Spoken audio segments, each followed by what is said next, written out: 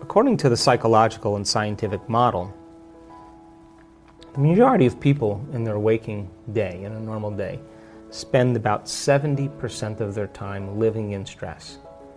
And living in stress is living in survival. And the actual definition of stress is when your body's knocked out of homeostasis. Stress is when your body's knocked out of balance.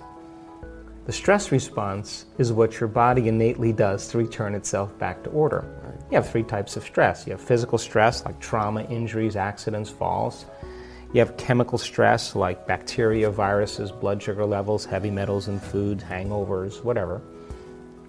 And you have emotional stress like traffic jams, internet connections, second mortgages, single parenting, 401ks, family tragedies. All of those things knock the brain and body out of balance. Now, all organisms in nature can adapt to short-term stress. A pack of coyotes chases a deer in the forest. The deer outruns the coyotes. The stress is over. The deer returns back to homeostasis and it grazes again. The event is over. When the deer perceives a threat in its external environment, it turns on a primitive nervous system called the fight or flight nervous system. And that autonomic nervous system, that sympathetic nervous system, begins to mobilize enormous amounts of energy for some threat in the external environment. Now, deer has all its physiology changed, all the blood is sent to the extremities, heart rate increases, respiratory rate increases, pupils dilate. The 1,300 chemicals that are created in a matter of seconds is to cause the deer to survive in some difficult condition. Now, human beings have the same mechanisms, and when we perceive a threat in our external environment, like a lion, we are going to run or fight or freeze. But if you've had problems with your coworker, or you've had a very difficult experience with your mother-in-law, the moment you perceive your mother-in-law or your coworker, you have a past experience with them, you're going to turn on the same primitive nervous system just like you're being chased by a lion. So what was once highly adaptive now becomes very maladaptive, because when you're mobilizing all of that energy, you are going to operate in very predictable ways. You're going to be an amped up animal with a big memory bank. So that your blood flow is going to go to the hindbrain and away from the forebrain, which means you're going to react instead of think, rationalize. But human beings, the privilege of being a human being is that we can make thought more real than anything else. That's the privilege. So then you can begin to forecast some future worst case scenario. And you can attend to that thought to the exclusion of everything else. And you can focus on it to such a degree that you will begin to anticipate the event and produce the same chemicals as if you were in that experience. And you're knocking your brain and body out of balance just by thought alone. You can begin to unfold some past bitter memory that's tattooed in the recesses of your gray matter. And like magic, you can bring it to life. And in that moment, it's real. And you will produce the same chemistry in your brain and body as if that event occurred. And your body, as the unconscious mind, is literally living that experience. So then, when we're living by the hormones of stress, and you turn on that stress response, and you can't turn it off, now you're headed for some disease.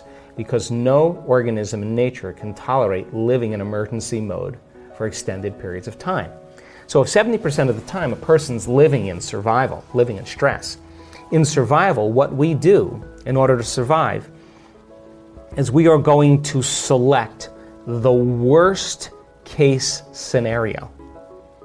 And we are going to begin to plan our behaviors and our emotions in that experience, because anything less than the worst case scenario means we have better chances of survival. So we plan for the worst, we emotionally embrace it, and anything less means we can survive.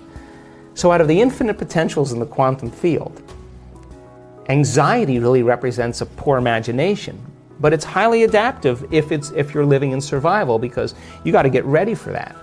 So 70% of the time, people are selecting the worst case event in their life and emotionally embracing it, and they're programming their autonomic nervous system into a very specific destiny. And it turns out if you keep doing that and you create the emotions of fear and worry and anxiety, and you do that for 10 years or 5 years or 3 years, your body is going to unconsciously become programmed to fear. And it's going to have a panic attack without you. Try as you may with your conscious mind to control it, you've programmed it subconsciously. And now the body, as the mind, is running the show. So the hormones of stress create the emotions of anger, of aggression, of hostility, of violence, of frustration, of hatred, of fear, of anxiety, of guilt, of shame, of hopelessness, of powerlessness, depression. Those are all chemicals that are derived from the hormones of stress. And when we live by the hormones of stress, we become very selfish. Why? Because when you're in survival, you got to take care of the self. Your attention is on your body, right? Your attention is on your external environment. There's predators out there.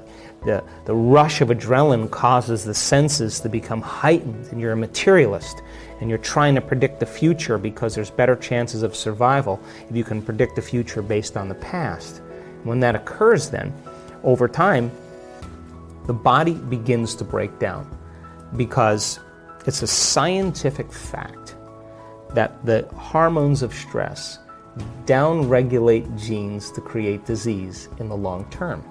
So if you can turn on the stress response just by thought alone, and the hormones of stress can make you sick, then your thoughts can literally make you sick. So the question is, if your thoughts can make you sick, is it possible then that your thoughts can make you well? My definition of addiction is something that you can't stop, right? And most people who struggle from addictions are trying to regulate and alter their internal state.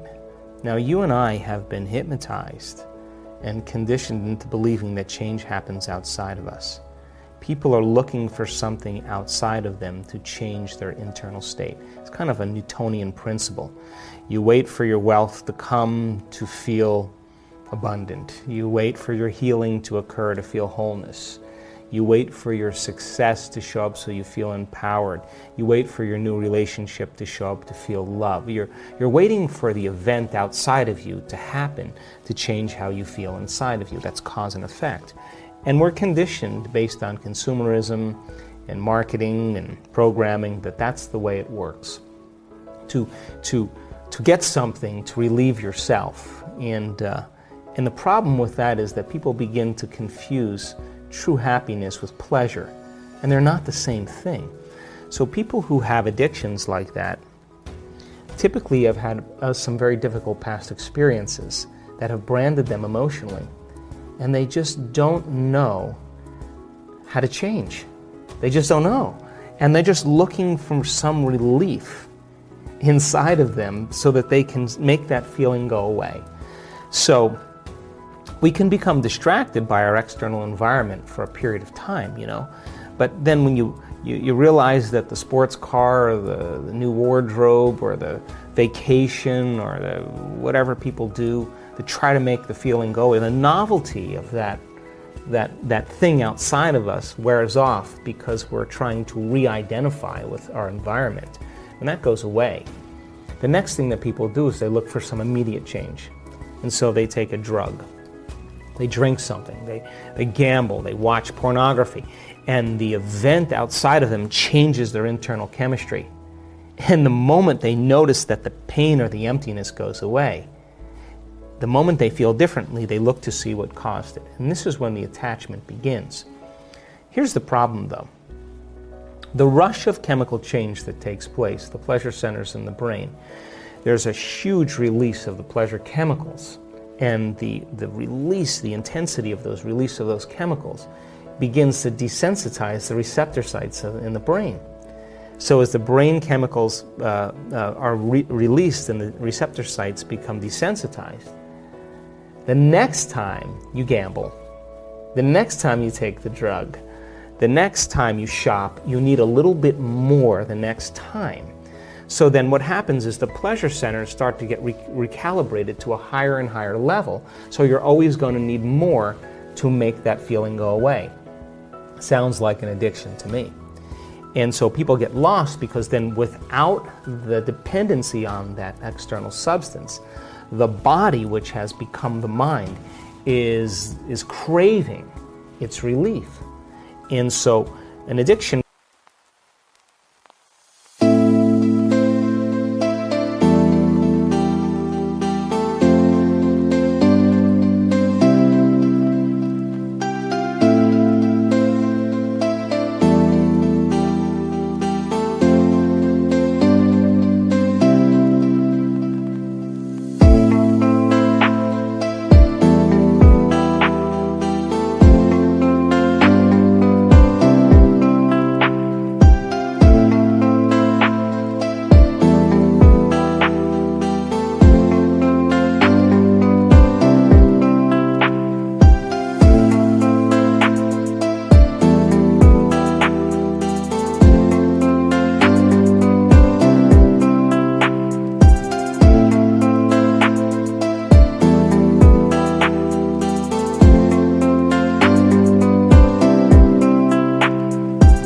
really is when the body is the mind.